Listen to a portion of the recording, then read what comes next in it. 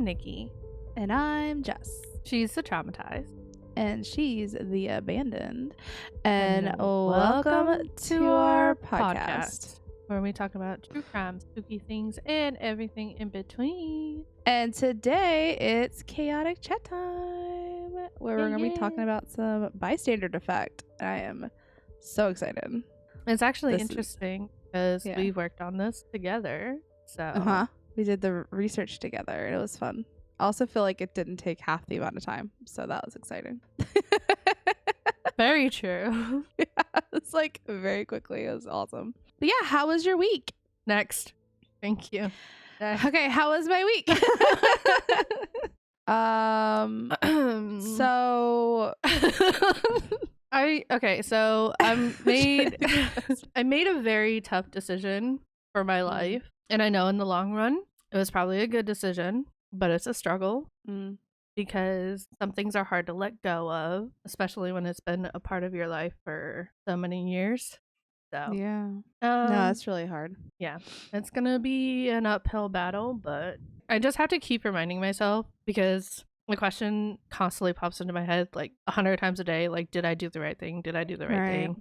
And I just have to remind myself, yes, what you had was toxic. It wasn't good for you. You were being used. Like, I just have to keep reminding myself. At the same time, I have to remind myself not to cling onto, like, you, for example. I've also tried to, because it's very easy for me to also cling, especially when I like see, but I think it's a really good time. It's kind of like when you break up with like a long-term boyfriend, you kind of want to rebound. It's like, it's a good time to kind of like, your instant reaction is to kind of cling, but like, hold on, let's find ourselves. You know what I mean? Yeah. It's hard because too, we're like already best friends. So it is really difficult where I just want to spend all the time with you. But at the same time, I'm like, I want to take it slow. No, I'm just kidding. Yeah. Slow things down. We're already like 24 episodes into a podcast. We need to slow it down. No, but like, I mean, yeah, when you're fresh out of a relationship, a lot of bad habits want to like pop up. Like, I want to be clingy. And then, of course, when you go off and play Among Us with other people, I get jealous. But like, I mean, those are the types of things that were in that relationship that I don't want in this relationship. So I have to be like, no, jealousy is not healthy. You can have other friends. That's how we got here, is jealousy and hatred and you know, and I'm like, no, like, you need to be you and like, you need to be happy doing things on your own, because for so long, I think I was in that like a codependent relationship and it wasn't healthy. So it's like, I had found that the past couple months when, you know, we had been separating ourselves. But I think all of those like insecurities came up when we ended the relationship. And so now I have to find that again. Right. Which it's going to be hard. That's really fucking hard. And like, this is getting really deep. Sorry, guys. Sorry. It's been a rough week. But like, it's also really good to hear, because it's like, it's a healthy relationship to where you talk things out, because I don't ever want you to think like I'm abandoning you. I'm trying to give you that space to grow into yourself, because you have been very, I think you've been kind of smothered in a bunch of very not overwhelming, like very like a lot of big personalities. You've been smothered for so long, surrounded by all these big personalities. I am too a big personality, so like, I want to give you your space to become who you want to, you know what I mean? Like, but it has been really hard, because I've been wanting to invite you to all of these things, but like, I'm also trying to respect the fact that you dealt with this, and I don't want to throw you back into having to deal with a whole bunch of new personalities when you're kind of, I mean, it's really hard, and I am proud of you for standing up for yourself, because I know that's something that is really difficult for you. That's probably something a year ago I wouldn't have done. Yeah. And that's beautiful that you're growing, and I'm really sorry it had the effect that it did. That sucks. But I think, like you said, it'll be definitely good in the long run, because if anything, you've made strides in your own self-worth. Like, you've put yourself above somebody else, and that's important. But yeah, I don't know what the word is, but like, I feel like people see us and like think, oh, they're weak personalities, I can control them, stuff. And I mean, for a little bit, maybe, but it's not something that is sustainable as a relationship, Right. which we've all seen recently.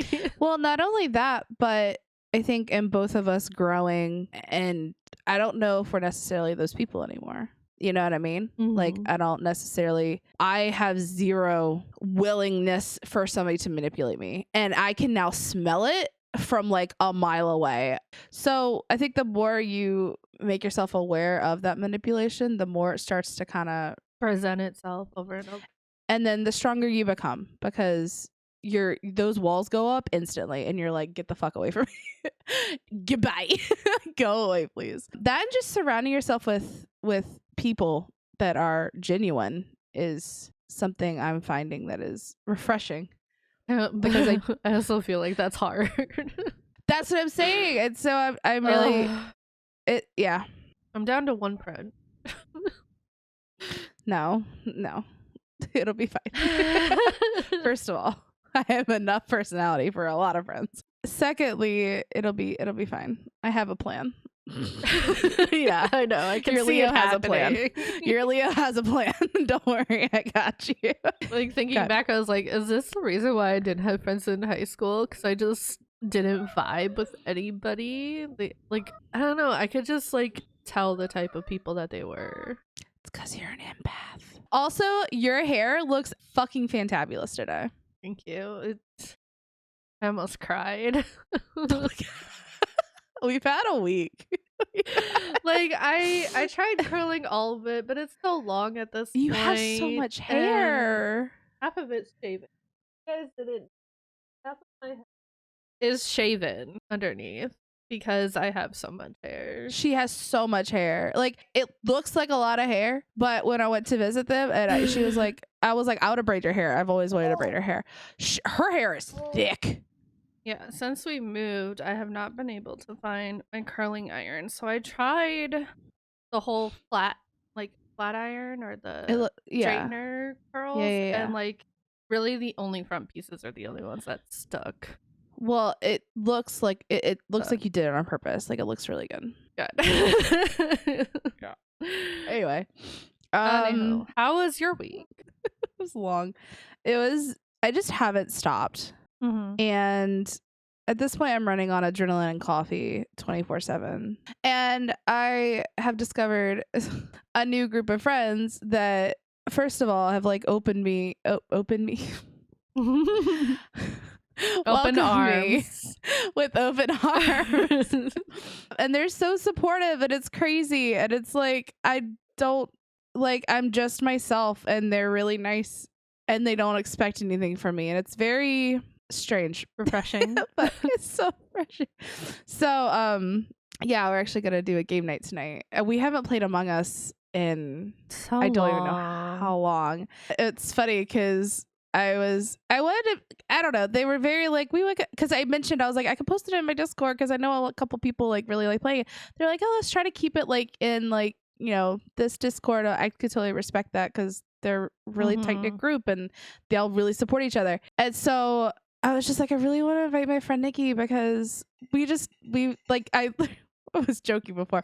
Apparently she is the nice version of me. I said it first. I was like, oh yeah, you know, Nikki is like my other half. Like, she's the nice version of me. And then Nikki introduced herself that way. And then our other friend introduced her that way. I'm like, okay, I guess this is canon now. It's true. She is like the nicer version of me because I will tear somebody's throat out if you come from I deal with things with sarcasm and smart ass remarks, and you're very sweet and kind, and you don't do that. When you do that, it hits though. Like when they come at a random, I'm like, oh, there she is. There's the real her. There's the other half of the Gemini. There's the other side. Gemini. Yeah, hold on. But yeah, so anyways, new group of friends. It's been really refreshing. So I've had some highs this week, and I've definitely had some lows, and they're kind of trying to balance each other out. I have told the majority of people that the weekend after Thanksgiving, I will just be vibing. We can watch romance comedies while you play Pokemon rom-coms. and I play I'm getting Assassin's to the point. Yeah. I'm getting to the point where I can cry on command. Like, I'm getting to that point where I'm just fucking mentally exhausted. Yeah. So, like, I'm about to start crying right now. Like, it's like, and this has been like a week, but I definitely need a mental reset. My week was okay. Okay. It was busy. It was ups and downs, highs and lows for sure. I'm very excited for the future. I'm feeling a lot more confident in my own skin, which I think is very interesting. And optimistic for sure. Anyway, do you want a fun fact of the day? It's gross. It's nasty. No. Thank you. Ready? Okay. Oh, it's going to be fantastic. Did you know wearing headphones for just 1 hour can increase the bacteria in your ear by 700 times? What? Do you know how much we wear headphones?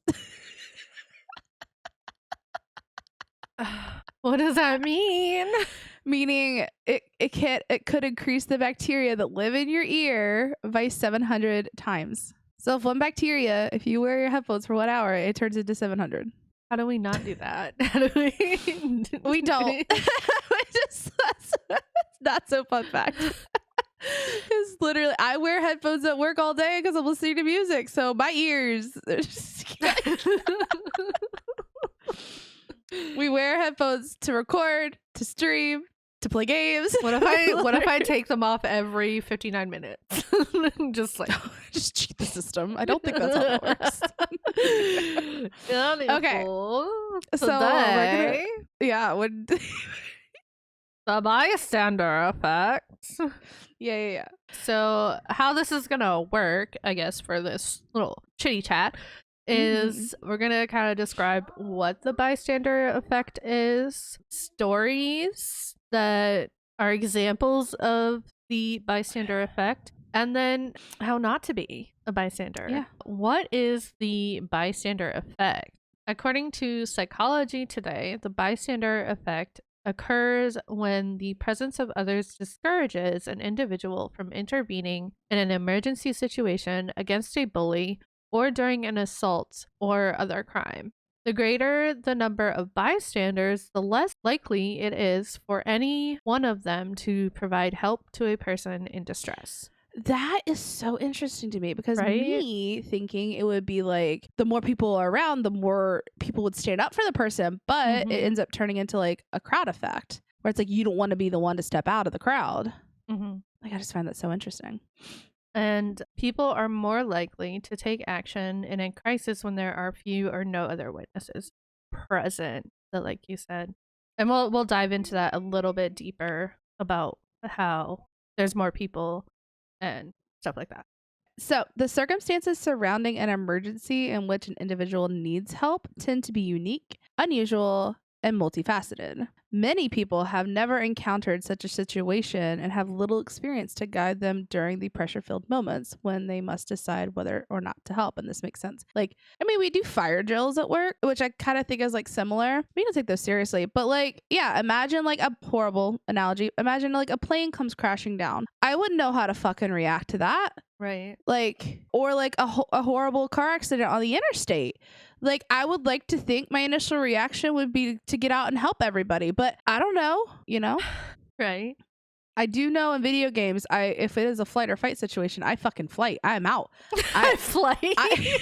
I have warned so many people. I'm like, I will play the force with you, but I'm letting you know right now, if a cannibal comes after us, you are dead to me. I am already gone. I am.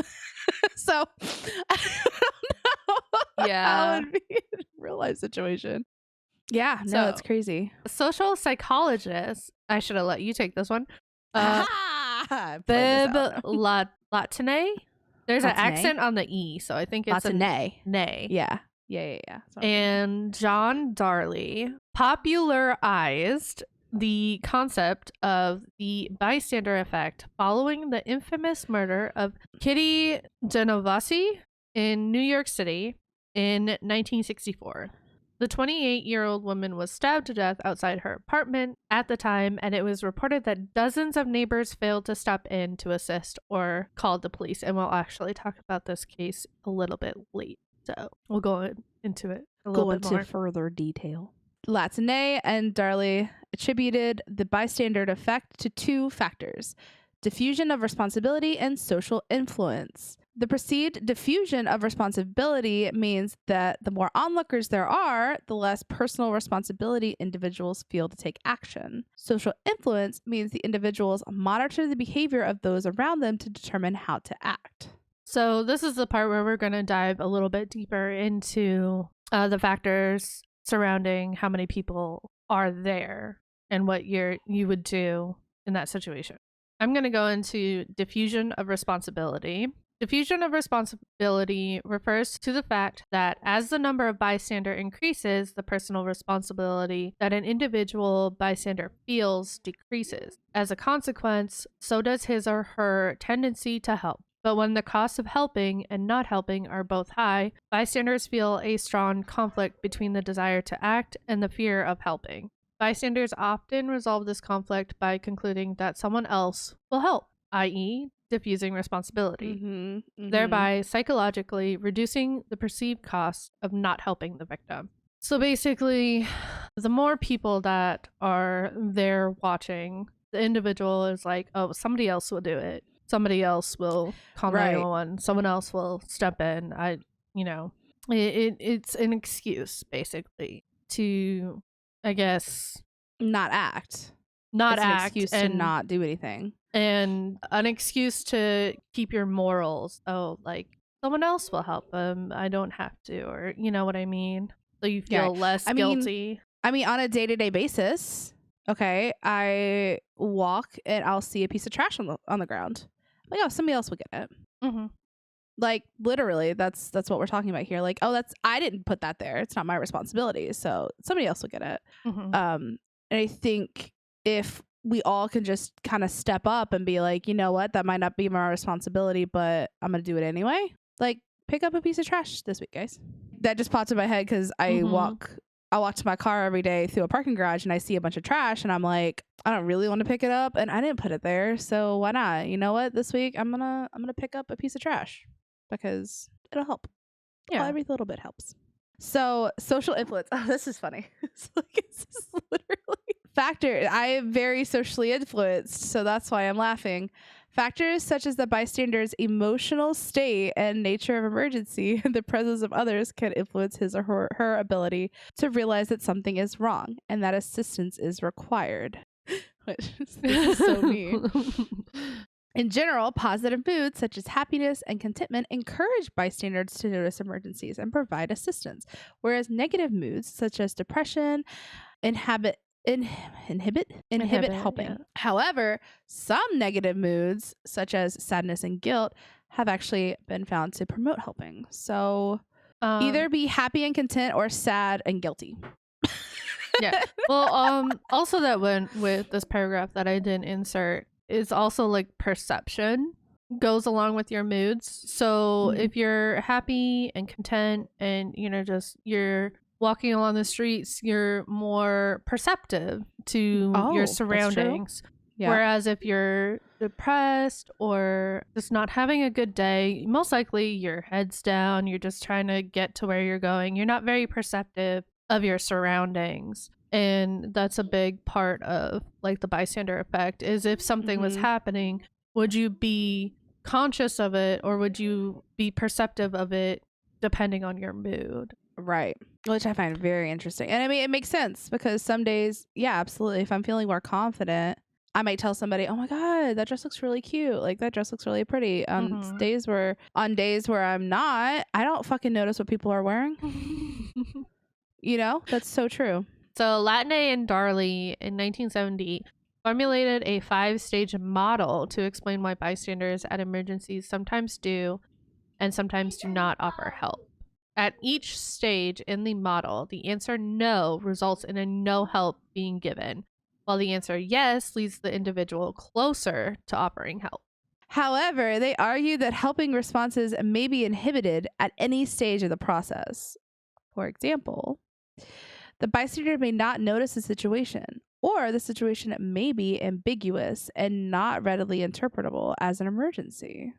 The 5 stages are: the bystander must notice that something is amiss. The bystander must define that situation is an emergency. The bystander must assess how personally responsible they feel. The bystander must decide how best to offer assistance. And then the bystander must act on that decision. And I mean, this all makes sense. Yeah. And said earlier, at any point in those 5 steps they could no. stop. Yeah. Yeah, for sure. So I have a personal story that I'm gonna tell yes. before we go into other stories, like true crime stories. I was in the military, and I was stationed in Virginia, and the eastern part of Virginia, which is very populated, and it has like the biggest naval base in the US, I think, right? It's the biggest naval base I think so. in the US. Either that or California, but I'm pretty sure it's Norfolk. So, like, I don't know if you guys know this about me, but I have driving anxiety, and it's not because I'm a bad driver. I think I'm a very safe driver, but I don't trust everybody else on the road. So I'm a very careful driver, and being in that area, it's kind of scary. So I kind of got over my driving anxiety a lot while stationed out there. I still have some, but there was this one time, I don't remember where I was going, but I was driving through Chesapeake, Virginia, and I come to a red light, and it's kind of like a mini traffic jam, because like it was 3 lanes and I was in the middle lane. I like being in the middle lane if I'm just going straight somewhere. That's insane to me. I hate being in the middle lane. Middle lane stresses me out so bad. I like being in the middle lane because then I'm not speeding up, slowing down on the right lane as people like try to turn and stuff. And then left lane is for Zoom people, right? So I sit in the middle lane. But like as I'm sitting at this red light, it turns green, and like my lane isn't really moving, and then I start seeing like cars from my lane like veering left and right, getting out of this lane. And so it was pretty high traffic, so me having that anxiety, I didn't really want to move over, so I was just like inching closer and closer. I was like, oh, something must be wrong or something. Yeah. So I get up to the car that's at the red light, and it's like not moving, and like you don't see movement inside, and I'm like, what is happening? And like this is where the adrenaline really starts pumping and the anxiety is getting higher, right? And at that point, I guess I would be like half and half. Like I kind of was a bystander because like I didn't get out and help. But at the same time, my car was the one directly behind it. So I just like put on my flashers, and I was just going to like sit behind it. You know what I mean? Yeah. And at the same time that like I had pulled up, I saw a white pickup truck like pull over, like calling 911, and he was walking over, and because somebody could have like passed out or like had a heart attack or something. So I had my window down and like my flashers on, and the guy's like walking up to the car, like knocking on the window. Yeah, it was just a couple of dudes passed out because they had smoked weed. And they woke up and drove off with the guy like knocking on the window. Yeah. I have never been that high. Stop it. In the middle of a fucking that's so scary. Like imagine if like, you know, like I don't know, like because like before I had gone up to him, like I said, every other car was like going around them, and I was like, oh, something's wrong. So I like stopped, like, you know, was like, I'll be the shield, so if somebody like runs into them, they'll hit me first. You know what I mean? I mean, yeah, no, that's you were definitely doing so much more than every other car that was just going around them. So, and then when I saw the white pickup, I was like, okay, so I don't have to get out in the middle of traffic. He's doing that. Right. So I would say I was like half and half, like trying to help, but at the same time, like didn't want to put my life on the line. Right. Oh, I actually have a personal story. It's not really personal, but I know something very similar. I didn't think I did, but when you said that, I was like, oh yeah. Is your story over? Yeah, that's it. I just want to make sure I wasn't cutting you off. So Tim's parents were driving, and they actually were like out across the main road from where our apartment is, but they were coming out and their light turned green, and this is literally like, it's so scary driving nowadays because people just run lights. So they were turning and just completely got T-boned in the middle of an intersection because somebody ran a red light. And so they got T-boned, and so they try to get the car out of the way, trying to assess whatever. Not a fucking single person stopped to help them. Not a single person stopped their car to help them. It was a decent, like, the car was totaled. Luckily, they weren't hurt. Like, the car ended up hitting, like, the back seat area. Yeah. So, both of his parents just had, like, I mean, they were in a car accident, so they of course, had really sore. You know, I think his dad had, like, a shoulder thing, but, like, no major injuries or anything. But, like, not a single fucking person stopped to help them to make sure everyone was okay. I mean, it was a decently bad accident. Like, was the other driver okay or no? So apparently she had undiagnosed epilepsy. She had undiagnosed epilepsy. So she literally had went into a fit and drove right through the stoplight. Insane. That's what she said to get out of. I don't know if it was true or not, but that's what she said to get out of the ticket and stuff. She actually got out of the ticket? Oh yeah, for sure, because it was a medical condition. How do you know if it's undiagnosed? How do you know it's Yeah, so like I don't ever want to what are they? I guess that's technically victim blaming. I feel like I would need proof though. I was like, oh, it's undiagnosed. Okay, let's go to the hospital and get diagnosed. it. Yeah, you know what I mean. Let's set off get a out seizure. of the ticket. Yeah, no, for sure. And it was. I never really asked him to follow up. And obviously, if you're you need to get diagnosed. You need to get on medication, and you need to stop driving. You need someone else to drive you. Correct. Having seizures while driving, you're gonna kill somebody. So you're gonna be talking about the most famous example, right? Yeah, bystander effect. Yeah, excited. So now we're going into the stories and examples of bystander effect that actually happened. It's insane. So especially this case is insane. Also, disclaimer, these are very short synopsises of these cases. If you want us to dive deeper into one of these cases, let us know in the comment section or in our email. Yeah, because we can break it down a little further. Definitely. All right, so the Kitty Genovese. Yep. Genovese case is the most famous example of the bystander effect. The incident took place in the Kew Gardens, Queens, New York. A girl named Catherine, so I guess her real name was Catherine, was walking to her home after work at 3:15 a.m. on March 13th, 1964. A heavy machine operator named Winston Mosley stabbed her. She collapsed and screamed for help. Several neighbors residing in the building heard her voice, but nobody came for her help. Reportedly, one man looked from his window and shouted at Mosley to stay away from the girl. Like, okay. This scared the man for a while and he left. And then she was crawling across the road to her apartment, but nobody, again, helped her in that situation. Oh my God. Oh my God. Yeah, here's the thing. Okay, pause. If I was out and about in the town, I saw a fucking woman crawling, I'm gonna fucking help her. I'm gonna make sure she's okay. Have been bleeding because she was stabbed. So she was probably like, oh my God. Yeah. Okay. Anyhow, so she was crawling across the road to get to her apartment. According to the witnesses, Mosley came back after around 10 minutes, stabbed her again, and then raped her. He also stole her cash and then fled.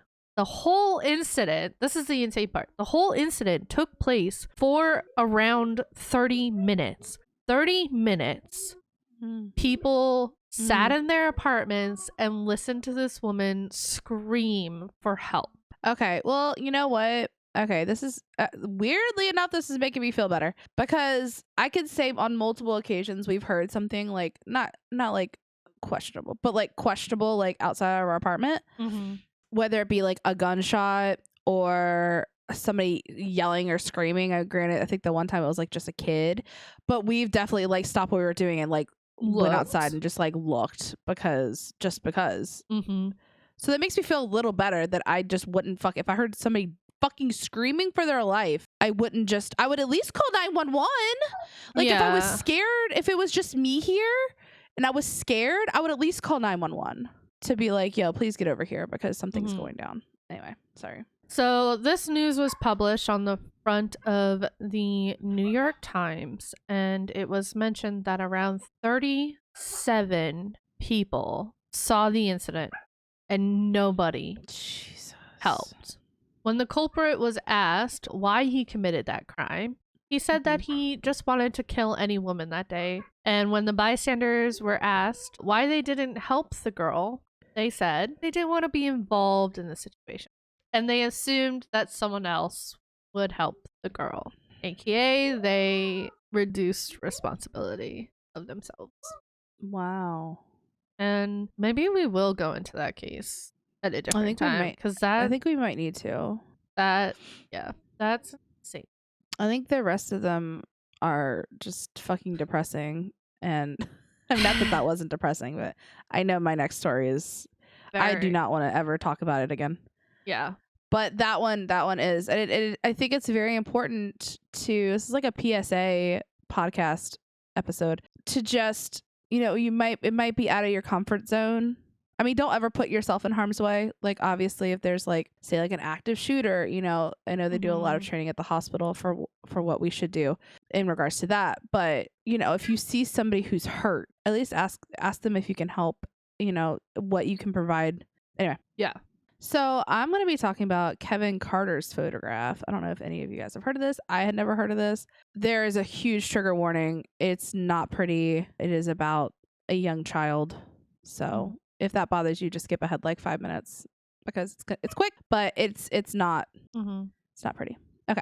So like I said, another really good example of the bystander effect can be pulled from the Pulitzer-winning photograph of South African photojournalist Kevin Carter. He clicked the photograph in 1993, March 1993. This photograph represents the brutality and suffering of the people of sub-Saharan Africa. In this photograph, the female toddler is attempting to crawl towards the nearby rescue centers for food and shelter, and a vulture is standing behind her waiting to eat her when she dies. It was claimed by Carter that he waited for about 20 minutes to get the picture of the vulture with its spread wings that he thought would be a better picture, but it didn't happen, so he just took the picture anyway. The female toddler wanted the food and was trying to reach the aid station, but Kevin Carter didn't help. He just waited there for about 20 minutes to get a shot of the vulture with its open wings. After taking the shot, the vulture flew away from the girl and left her as is. Later, upon asking Carter why he didn't help the girl, he said, and this is a quote, "I didn't want to get involved." It is like insane to me. Involved with what? Like, what are you avoiding involvement of? Like, you didn't want to pick up this fucking starving child and carry her to fucking food. Instead, you wanted to get this really cool picture of a vulture chasing a child. Like, a vulture chasing a child. So disgusting, his behavior. Like, I can't. I mean, here's the thing. Fine, whatever. Take the picture. Don't, I couldn't even take that picture. But fine, take the picture and then help the fucking girl get to where she needs to go, like, so she doesn't fucking die. Like, it's a baby. It's a baby. It's things like that make you lose faith in humanity. Yeah, like we're getting a picture is more important than human life. What were you avoiding getting involved with? It's not like somebody was like standing on the side holding a gun to you, being like, "If you pick up that child, I'm gonna shoot you." Like, that made no sense. Like, I don't want to get involved. Involved with what, dude? Like, that's really sad. Makes no sense. Anyhow, I hate that. Your story now. These don't get better. But... No, they don't. Because this next one is I mean, yeah, they're all rough. Let's be honest, they're all rough. This story is about a 16-year-old high school student, Cassandra Morris. He was told to visit a mall at a specific time by his friends on September 17th, 2019. The moment Cassandra reached the mall, he was attacked by a group of teenagers over the fact that he had walked a girl home from a party, and the ex-boyfriend was angered by this. He was repeatedly stabbed in his chest by the teenagers. The injuries were so brutal that he died in the hospital that night. The incident took place in the daylight, and several videos were found on the internet of the whole incident. No one bothered to intervene in the situation to help the boy, apart from capturing the incident on their mobile phones. This incident clearly represents the lack of humanity and the impact of the bystander effect. Yeah, this case is so frustrating because instead of helping someone, they decided to record it. Multiple people decided to record the incident on their phones. And the fact that the family has to know that the last moments of their son's life was recorded for the world to see is horrific. I do think that's very interesting, and especially in today's society, I feel like the initial reaction is to whip out your phone and record it rather than calling for help. And that's terrifying. So insane to me. Like, okay. Next. Want to hate people more? Okay. All right. A 12-year-old girl, Shonda Shearer, was kidnapped by 4 teenage girls: Melinda Lovelace, Lori Tackett, Toni Lawrence, and Hope Ripley. Lori was the leader of the group, and she was the one who drew the other girls into witchcraft, Satanism, and other such things. She planned to kidnap Shearer and murder her for revenge of stealing Melinda's girlfriend. The girls invited Shearer to meet a mutual friend, Amanda, the girlfriend that Melinda believed that Shearer had stolen. When Shonda entered the car, Melinda put a knife to her throat and started asking her about Amanda. Later, they took Shonda to a house and tied her there. Melinda and Lori started discussing the way to kill Shonda.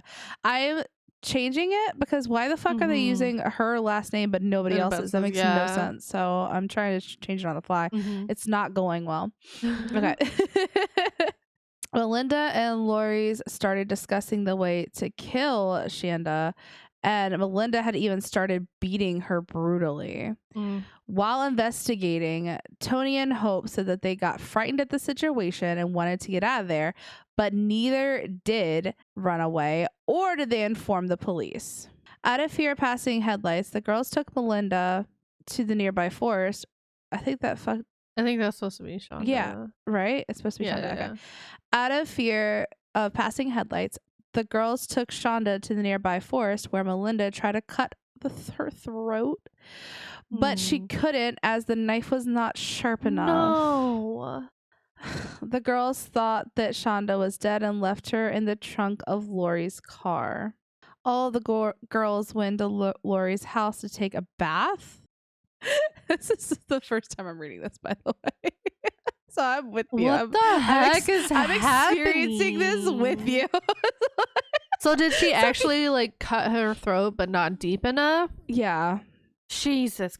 Oh my God. Lori and Melinda heard the screams of Shonda and they saw her trying to escape from the trunk. Lori then beat Shonda with a tire iron. And then Lori called Toni and Hope too. They were shocked to see Shonda's situation, but they still did not dare to leave her friends. The girls then took Shonda again to the forest. Melinda laid out her on a blanket and poured gasoline over Shonda and set her on fire. Alive. Toni was so scared this moment. Out of fear, she did not call the police, but she did tell the whole crime to another friend. Melinda was also feeling disgusted at what she had partaken in. She called Amanda to tell her what she had done. Amanda did not believe her until she saw the trunk of Lori's car with Shonda's socks and bloodstains. Later, Shonda's body was found by 2 hunters who reported it to the police. Ugh. I had not heard that story. I thought I had heard that story, but I had not heard that story. Oh, wow. Fuck. That's insane. That's so... Oh, my God. Okay. So how not to be a bystander. How to not do this, because I think we all... Wow. Don't be like those people. Yeah, please. So that one, hold on, though. That one's hard. because that's your group of friends, right? That's like your ride or die group of friends. So that's got to be super hard, especially if you have a leader who is kind of the driving force of the group, setting an example. The intervention of bystanders is often the only reason why bullying and other crimes cease. The social and behavioral paralysis described by the bystander effect can be reduced with awareness and, in some cases, explicit training. Secondary schools and college campuses encourage students to speak up when witnessing an act of bullying or a potential assault. One technique is to behave as if one is the first person or the only person to witness a problem. Often, when one person takes action, if only to shout out, "Hey, what's going on?" or "The police are coming," others may be emboldened to take action themselves. That said, as an active bystander, it is most effective when they assume that they themselves are the sole person taking charge. Giving direction to other bystanders to assist can therefore be critically important. I can definitely understand this. And this is kind of what I was saying. Like, I understand that it's really difficult to step outside of a crowd. The whole like walking the other direction in a wave of people, it's so hard to be the person that just stands out and does it. But if that one Leo or that one person can just be brave enough to stand up for people who can't stand up for themselves. Yeah, even in the paragraph where it's just like, "Hey, stop," or hey, police are on their way. You know, how I kind of like think of that as if you've ever done CPR training, the first like they teach you steps, and there are steps to doing it. So like the first thing is like you're like, "Are you okay?"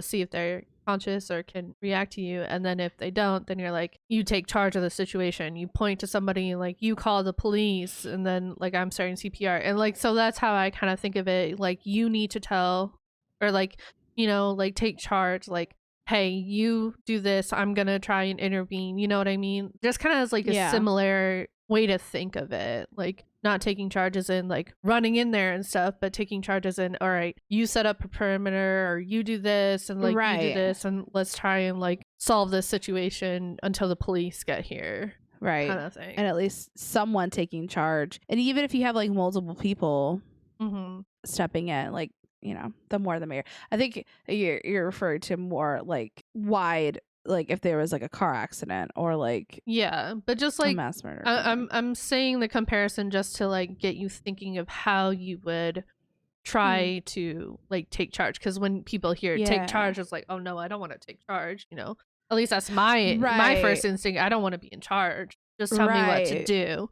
Whereas but, like, delegating, this will like help you. If you've ever done CPR training, it'll kind of like help you realize, oh, okay, so you know, you do this, I'll go do that, you know what I mean? Or like if you need help, you know, be like, hey, can you call the police while I try and intervene? How can you avoid being a passive bystander? Don't expect others to be the first to act in a crisis. Just saying stop or help is on the way can prevent further harm. Speak up using a calm, firm voice. Give others directions and get them involved in helping too, like I kind of just explained. Yeah, no, exactly. Know that was the next paragraph. Do your best to ensure the safety of the victim, and don't be afraid to seek assistance. That's very helpful too, because even if you don't want to be the person who takes charge, even being like, if you yell fire, if someone's if you see something and you just yell fire, or you yell something that's gonna grab somebody, stop, or hey, like, what are you doing? Like, you could be in a group of people and say that nobody's really gonna know it was you. You know what I mean? It's more like whatever. So that might be a better way, instead of like jumping forward and taking charge, of just bringing attention to it so that someone else can be like, yo, that's not right. You know what I mean? So is it wrong to not help an emergency? If a bystander could help someone without risking their own life and chooses not to, they are usually considered morally guilty. That being said, the average person is typically under no legal obligation to help in an emergency. However, some places have actually adopted a duty to rescue law, making it a crime to not help a person in need. There's also places that have the reverse, because really? In Virginia, if you perform CPR on somebody, you can be not charged, but you can be like sued by that person or whatever because you did damage to them or whatever. It's really stupid. It's the stupidest law I've ever heard of, but okay. I saved your life and now you're gonna sue me? Thanks. That was a whole that's literally what The Incredibles is based off of, because there are a bunch of superheroes that save people, and then like the reason they all got like banned is because Mr. Incredible saved a guy who was trying to kill himself. He was like, I wanted to die, and he was like, the fuck. He ended up suing him because he hurt himself or something, and I'm just like, yeah Insane. How can you overcome the bystander effect? When training yourself to be an active bystander, it helps to cultivate qualities like empathy. Try to see the situation from the victim's perspective, which Jess and I definitely don't have a problem doing. Yeah. Worry less about the consequences of helping and more about the example you are setting for future generations. If you are the victim, pick out one person in the crowd and make eye contact. People's natural tendencies toward altruism may move them to help if given the chance. I mean, I've heard that, especially if you're captured, you're supposed to keep eye contact and start telling them information about yourself and make yourself a person instead of a victim. There's also a hand signal for domestic violence, right? Is that what it is? I don't know this. I know the shot you can order if you're being like creeped out on. Yeah, so or if you go up to a bartender and order an angel shot. The sign for domestic violence is you put your thumb down and then fist over your thumb. So if you're like in a situation and your significant other isn't paying attention, you can give the sign and hopefully someone knows what it means and help you. Oh my god, I didn't know that. Good to know. I had no idea. Okay, so what would you do in a situation? I guess we need to break it down though, because it depends. It depends on the situation. Because like I said, there's different types of things. Right. So if you see, like for instance, if we broke down our stories that we told, if you heard somebody being murdered on your street, what would you do? I think I wouldn't go outside to help, but I at least would call 911. Yeah. And say somebody's getting beat or something. Yeah. Especially like being a mother, I wouldn't put myself in a dangerous situation. Right. That's fair. But I definitely would hope that I would at least like call 911 or, you know. Yeah. No, that's very fair. Especially having a child, I think that changes your perspective on a couple different things.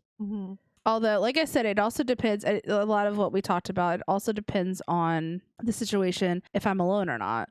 I'm reacting a lot different if I have Tim with me versus if I'm by myself. Because if I hear somebody struggling outside, I'm not necessarily going to unlock my doors and welcome the person who's doing it inside if I'm by myself. Yeah. I think a phone call to the police would definitely be like, okay, you need to get here fucking now. And that's all you can do, because I know my own strengths and weaknesses and I'm not going to be able to overpower anybody. But I think putting it into like a group setting. So interesting topic. So say you're in a subway and you see someone slumped over on a bench and everyone's just passing him. Are you checking on that person? I haven't. I haven't, but this is making me think maybe you should. Because like, God forbid, I'm pretty sure that happened in a movie. Like somebody was like so tired or whatever, they ended up, or cold, nobody checked on them and they just ended up dying like in the middle of the street because nobody checked on them. Yeah. Right? Maybe make our men check on to poke that guy. Yeah. I don't see myself taking a subway, so. Oh, I have been on bus stop in France. Maybe like a bus stop, like if people are like getting on and off a bus stop. Maybe. Interesting. Not a city girl, so I'm not usually in a city. I don't know how to relate to where you are. Well, one thing I will say is like bullying. I've definitely been the person that stands up for bullying when we swing it back around when we're first playing Among Us. Jess was heavily bullied in the game, and I stood up for her, and I was like, I acted as her bodyguard because Pretty sure you renamed yourself Noak's bodyguard. I'm pretty sure you named yourself. You came in at one point, you were like Noak's bodyguard, because like I just finally. I just didn't feel right that you were being bullied so blatantly. And I was bullied when I was a kid. I got ran over by a bike by my bullies. And oh my God. yeah, that was traumatic. But like, so I don't tolerate bullying, and I was actually very angry, and that's why I stepped in, and then the bullies started complaining that can't play Now you guys are two teaming up. You guys are teaming up. I was like, stop being a bully, and I wouldn't have to team up. Anyway, I think is that it? So yeah, I think that's it, guys. So if you've learned anything, just, try to be not a bystander. Try to stand up for those who can't stand up for themselves. mm-hmm. Be better people. And it's not easy. It's gonna be difficult. No. If you ever find yourself in that situation. And don't be too hard on yourself if you can't do it. If you do have something in your past that does kind of ring true, just don't let it happen again. You know what I mean? Use that as fuel. Learn from it. Mm-hmm. Yeah. Anyway, that's it for this episode. Hope you guys liked it. It was kind of chaotic. If you enjoy this podcast, don't forget to follow us. Leave a comment if you're watching on YouTube. Hi. Don't forget to subscribe. Like I said, comment. We love seeing new comments and responding to them and talking with you guys. You can also find us on Twitter, Instagram, and TikTok with our username at TTATA Podcast. And in the bio of all of our social medias is our link tree, which has our email if you have any ideas, suggestions, comments, concerns. You can email us. It's back to you. Thanks for listening, guys. So next week we're gonna be covering spooky. We're back up at the top of the list of the rotation. Let's go. Going to be getting spooky next week, so that's exciting. And with that, we're gonna leave you with this inspirational quote. Is no one is useless in this world who lightens the burdens of another. By Charles Dickens. Oh man, that's beautiful. Help each other, guys. Yes. One small act of kindness can go a very long way. Mm-hmm. Even telling somebody that they look beautiful, they could really need that compliment. So just go. This week, you all are charged with going to make somebody's day better. TTATA Podcast is making you have homework. Pick up one piece of trash and be nice to one person. Us as a community, we are going to do this together. That's what we're going to do. Anyways, all right, you guys have a great week. We'll see you next week. Bye. Bye.